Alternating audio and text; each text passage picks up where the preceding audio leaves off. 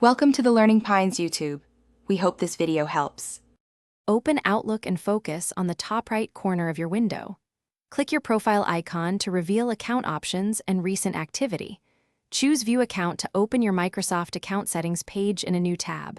If you are using the desktop app, select File then Office Account for the same settings. You can also work in Outlook on the web by visiting Outlook. Office. Com and signing in with the same credentials. On your account profile page, look for Change Picture or Upload Photo and click it. Choose a photo file such as JPG or PNG that is under 4 MB in file size. Use the crop tool to adjust framing and make sure your face is centered for clarity. After adjusting, click Save to upload the new image to your Microsoft profile. Wait a few minutes for the new photo to propagate across Outlook and other Microsoft services. If the image does not update, clear your browser cache or sign out and sign in again. Confirm the file met size rules and that the format was JPG or PNG to avoid errors.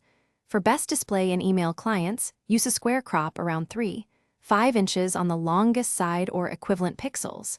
If your organization blocks profile edits, contact your IT admin and request a picture change. Finally, check other. Thanks for watching. Consider subscribing if we helped you.